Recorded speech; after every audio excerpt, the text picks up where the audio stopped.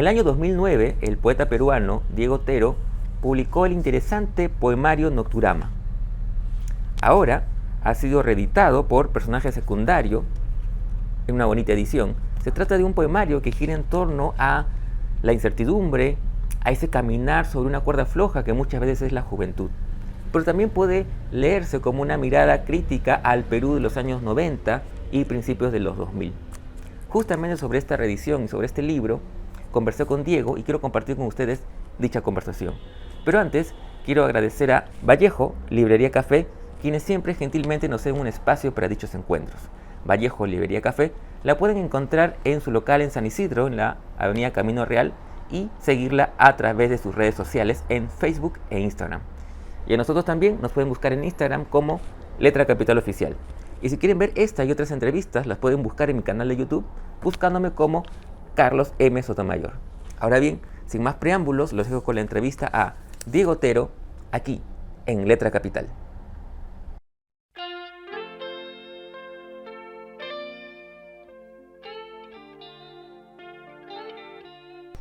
Hola Diego, ¿cómo estás? Primero que nada, gracias por tu tiempo y por esta oportunidad de conversar sobre la reedición del Nocturama, ahora bajo el sello de Personaje Secundario, una bonita edición. ¿Cómo estás, Diego? Hola Carlos, gracias por la invitación. Contento con la reedición del libro, ¿no? Es una cosa inusual la reedición de los libros de poesía, a menos que seas pues una de las, ¿no?, de las figuras así llamadas consagradas.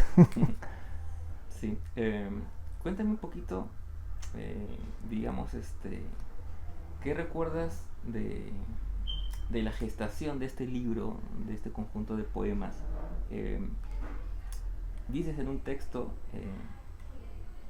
que de alguna manera este proyecto de la grabadora viene a ser como un preámbulo, una génesis ya como de Nocturama. Sí. Claro, eso lo pongo en especie de palabras que funcionan a manera de un breve epílogo, ¿no? A propósito de la reedición. Lo que pasa es que a mí siempre me ocurre eso con mis libros, ¿no? Siempre cuando empiezo el proceso de escritura, surgen cosas que de alguna manera no entran, ya sea por formato, por asunto o por lo que fuere, con el proyecto que estoy escribiendo. Entonces quedan como un detritus ahí, como unos desperdicios, aparentes desperdicios en los márgenes de los libros y digamos de los márgenes del proyecto de la grabadora, que era un proyecto sobre una especie de narración, ¿no?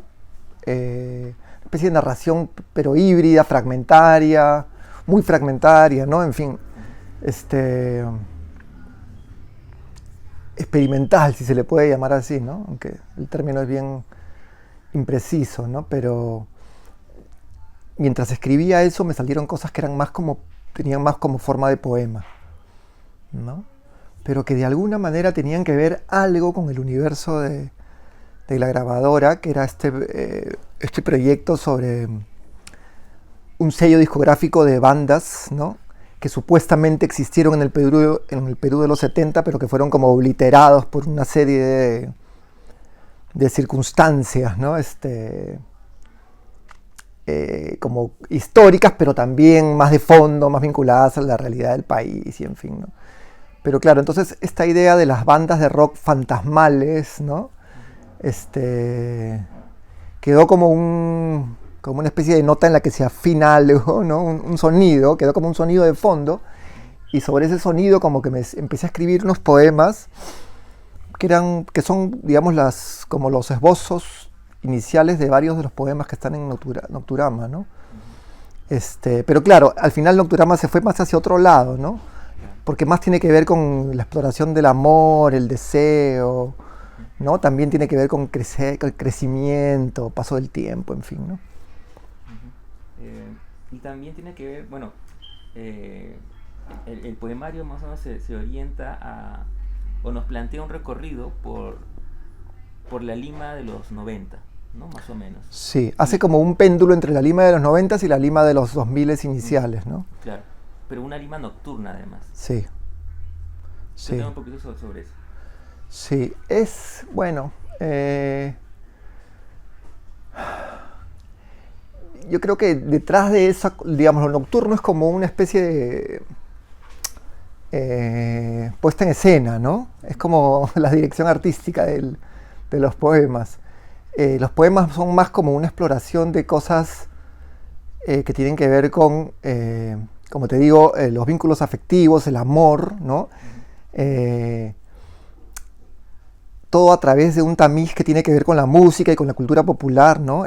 Cómo el amor te habla de las canciones, cómo las canciones de amor de la música popular, del rock, te hablan del amor, ¿no? Porque es una mirada particular, ¿no? O sea, digamos, no sé si es una mirada tan particular, lo que quiero decir es que es una mirada con la que de alguna manera todos los que escuchamos cierto tipo de música nos hemos formado, ¿no? ¿No? Hay una idea del amor que se pone en juego en la cultura popular, en la música popular, ¿no? Y que en realidad es una idea del amor, como podrá saberlo todo el mundo, bien lejana a lo que ocurre en la realidad, ¿no? El amor es más difícil en la realidad, ¿no? Entonces era un poco eso, ¿no? Tomar estos referentes de la cultura popular, de la música, del rock, y llevarlos al territorio de la poesía, ¿no? Y tiene que ver con el amor, tiene que ver con el deseo, tiene que ver con las cosas que pasan en la noche, ¿no? La seducción, los juegos posibles de seducción, pero también las cosas domésticas, ¿no? Las tensiones domésticas. Y es un poco eso, ¿no? Y claro, la idea hay como un concepto, ¿no? Lo bonito de ese libro para mí es que hay como un concepto madre, ¿no? Que es como un pequeño paraguas, que es la idea de estos nocturamas, ¿no? La idea de un espacio que es como una instalación, se podría decir, ¿no? Un espacio en el que se genera una noche falsa, ¿no? Es una especie de habitación en la que se genera una noche falsa para que los animales que son de hábitos nocturnos, búhos, ocelotes, en fin, algunos felinos, puedan aparecer, salir a la superficie en los zoológicos y la gente los pueda ver, ¿no? Todo con luces muy tenues y en este espacio de encierro, ¿no? Y de noche falsa. Esa idea me pareció un eje simpático, atractivo, sobre el que construir toda esta cosa que te digo del amor, el afecto, los vínculos, el deseo, el paso del tiempo.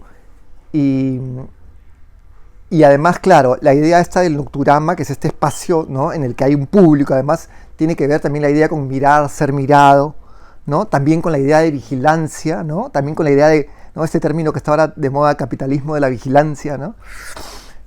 Tiene que ver un poco, todos esos como insumos están tirados ahí, ¿no? Arrojados ahí. Y los poemas son como una especie de centrífuga de todas esas cosas, un poco, creo, ¿no? Entonces la noche era como el lugar en el que tenían que estar escenificados los poemas, ¿no? Algo así. Claro, cuando leí el libro, claro, pensaba en esas referencias al cine, pero no solamente el cine, como dices tú, en el hecho de ver las películas o de mencionar las películas, sino el hecho de que la misma atmósfera te plantea esta cuestión de estar viendo una película al leer de alguna manera, ¿no? Con esas escenas, ¿no?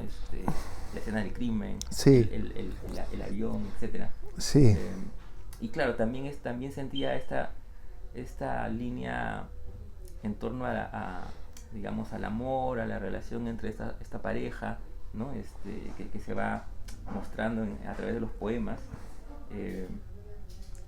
Pero pensaba también digamos, dentro de un marco que sería esa Lima de los 90, no sobre todo los 90, ¿no? Porque no podía quitarme la sensación de esta también idea de incertidumbre, de no saber hacia dónde se va, que tiene que ver también obviamente con el crecimiento, la edad en esa época, sí, ¿no? Sí. Que somos más contemporáneos. Y con esta figura del avión que no despega, ¿no? Sí.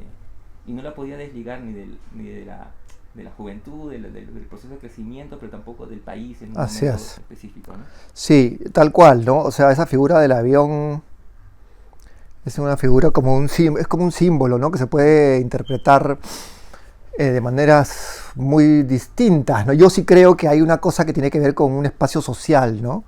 Común, ¿no? Que es este avión, el espacio común es este avión que no puede despegar, ¿no?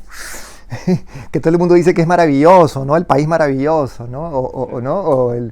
O el famoso despegue, ¿no? El gran despegue del que se hablaba en la época del segundo gobierno de Alan García, ¿no? Que es un despegue absolutamente falso, como podemos comprobarlo hoy día, a fines de agosto del 2024, ¿no?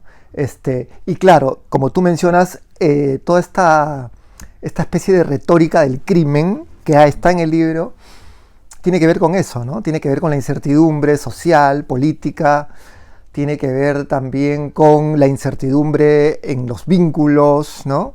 Hay como una especie de... en los poemas mismos hay como una especie de límites difusos, ¿no es cierto? Son como fragmentarios por momentos, ¿no? No sabes dónde terminan exactamente o por qué terminan donde terminan. Y eso tiene que ver también con lo que pasa a nivel de asunto, de tema en el libro, ¿no? Esta cosa entre lo social, lo íntimo, ¿no? Lo personal, lo político, los afectos personales, pero los afectos también colectivos, sociales, ¿no? El anhelo de una comunidad, ¿no? Todas esas cosas están ahí como en una especie de tensión no explicitada, ¿no? A mí la verdad no me gusta cuando la poesía, en general la literatura ni el arte, el abordaje de lo político es tan concreto y explícito, porque termina siendo aburrido, ¿no? Termina siendo una arenga que merecería otros formatos, digamos, ¿no? Yo creo que a la política hay que acercarse de una manera oblicua, ¿no? Para que pueda generar resonancias, ¿no? Y eso es un poco lo que intenté, ¿no? Entonces están los 90, ¿no? Claro, no aparece Fujimori, ¿no? No aparece la dictadura con nombre propio, ¿no? Pero ahí está, ¿no? Está como un animal invisible y corroyendo las cosas, ¿no? Sí, es verdad. Y de hecho, ahora que hablabas de, digamos, las posibilidades de lecturas diferentes, ¿no? También pensaba mientras leía el libro que algún momento del Perú en el que mucha gente se iba, ¿no? Y de alguna manera también podríamos decir que está acá el tema de la migración. De sí, totalmente, país, claro. Unidos, etcétera, ¿no? Sí, yo pensé durante mucho tiempo en la posibilidad de irme a estudiar fuera, ¿no?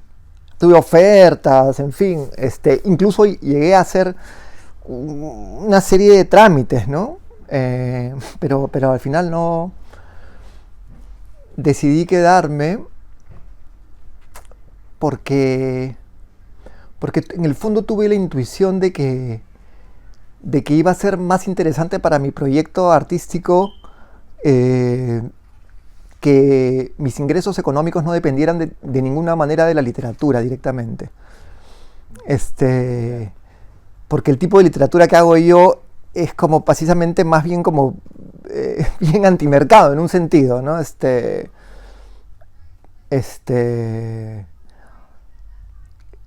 fin, es una literatura que, ¿no? Tú has leído las novelas, tú has leído los poemarios, es una literatura que es como, que tiene ciertos niveles de exigencia y no hay lirismo, por ejemplo, en los poemas. Uno podría decir, y estos poemas son prosaicos, ¿no? Estos poemas acá, ¿dónde está la belleza acá? Si son tan prosaicos, ¿no?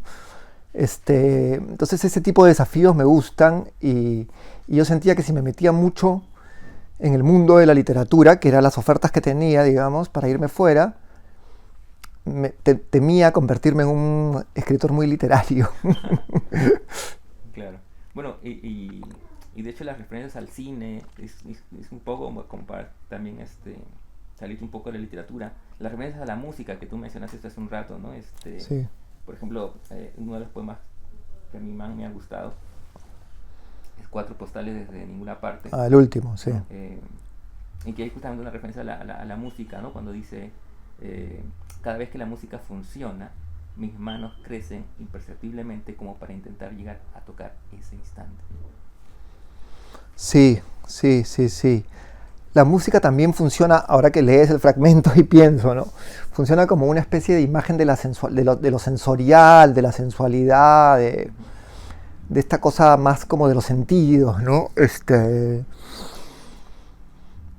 Claro, las alusiones y las referencias a la cultura popular, al cine, a la música, son un poco para despegar el poema o los poemas de la cosa como del lugar de lo literario, como un espacio como que puede ser cerrado, claustrofóbico, ¿no? Si te quedas ahí, lógicamente, yo sí creo que es, bueno, nunca está de más decirlo, ¿no? Pero, o sea, si alguien quiere ser poeta, tiene que leer sobre todo poemas, ¿no? Poesía, porque sin eso no vas a hacer que tu poema funcione. Si no tienes una buena base de lecturas de poesía, no vas a hacer que tu poema funcione nunca, o sea eficaz para un lector, ¿no? Le genere resonancias, digamos, ¿no? Pero sí es bacán cuando a mí por lo menos me gusta que la poesía, los libros se contaminen de otras cosas, ¿no? De otras sensibilidades, de otros temperamentos, temperaturas, tonos, en fin, ¿no? Velocidades. Todo eso era lo que yo de alguna manera quise poner en juego en el libro, ¿no? Sí. Y también mientras leía también noté, o por lo menos mi percepción me apunta a decir que también hay humor en el libro. Sí, ¿no? sí. Claro, un humor particular, sí. Irónico. Negro, irónico, sí. Sí, es un humor medio desesperado, ¿no? Eso me gusta a mí del libro, que hay un humor como desesperado, que tiene que ver con una cierta juventud, ¿no? Esa cosa como muy eufórica de cuando uno es joven y cree que todavía puede conquistar el mundo o algo así.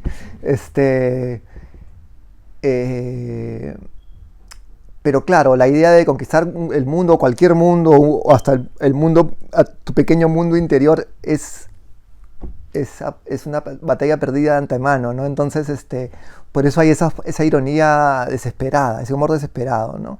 Que es un humor negro, que es un humor cachaciento, ¿no?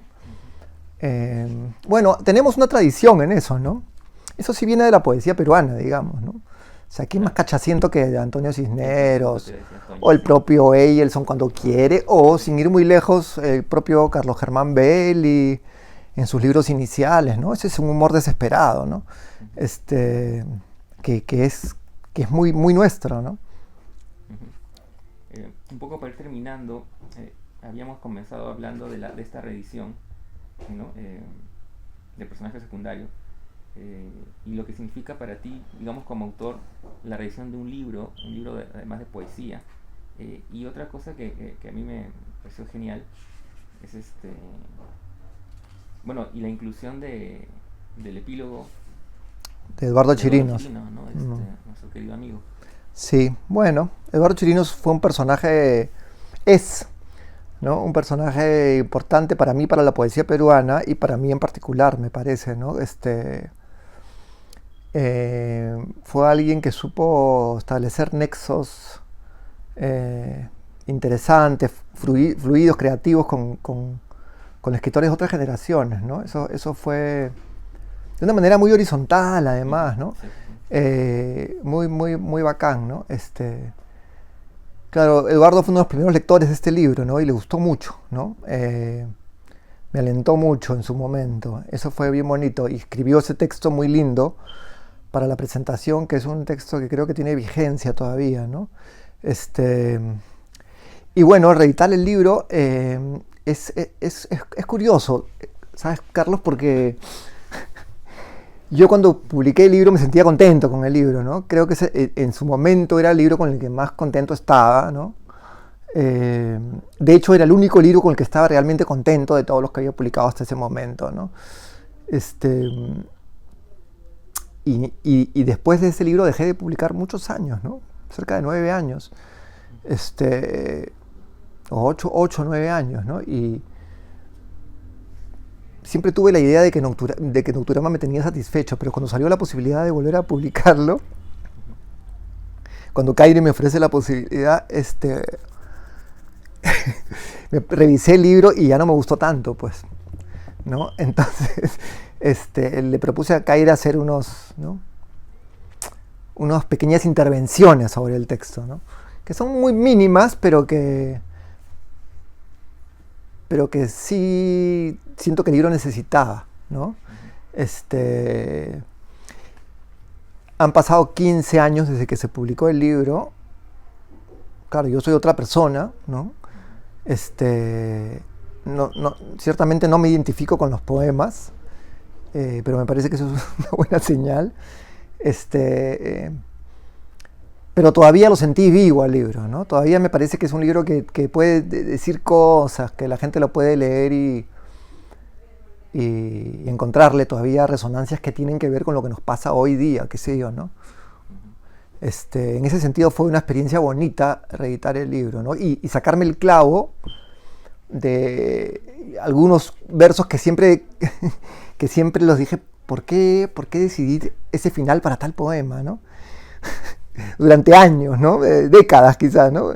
Y ahora aproveché y lo edité, digamos, ¿no? Entonces ahí fue mi pequeña venganza contra la tiranía del tiempo.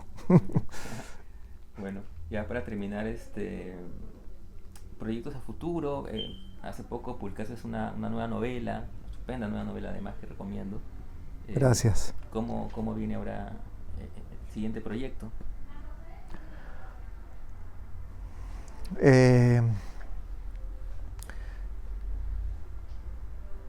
Tengo un proyecto, pero nebuloso todavía, ¿no? Como en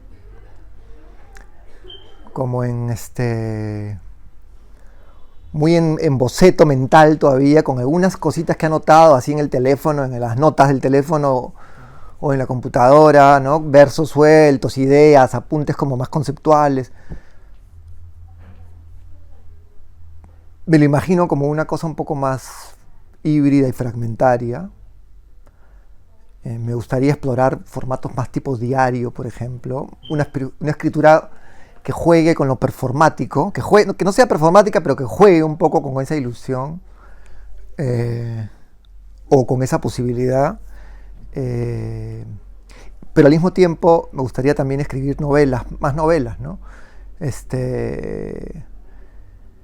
Creo que ahí se ha abierto un filón que me interesa explorar, que tiene que ver con la poesía, pero que no es la poesía, ¿no? Que recurre a otras herramientas, como son los personajes, en fin, ¿no? Los diálogos, que me resultan muy atractivas, ¿no? Digamos, yo no soy un gran lector de novelas, yo leo cierto tipo de novelas que se podrían calificar como raras, ¿no? Robert Balzer, qué sé yo, ¿no? Kafka, todo ese filón de literatura es la que me gusta a mí, ¿no? Y eso es un poco lo que yo por ahí trato de ir, ¿no? En las novelas, ¿no? Claro, mezclándolas con cosas muy contemporáneas y todo, y con mi mundo, ¿no? Pero es esa cosa, ¿no? Es esa idea de una literatura que está como en los márgenes, ¿no? Una novela que está como en un lugar muy distinto a la novela contemporánea oficial, ¿no? Que es una novela conservadora, a mi modo de ver, ¿no? En términos formales, ¿no? Sí, pues, es verdad. Pues estaremos atentos, pues entonces, Diego, ha sido como siempre un placer conversar contigo. Y amigos, el libro ya está en librería, yo se lo recomiendo mucho, la reedición de Nocturama. Gracias nuevamente, Diego. Gracias a ti, Carlos.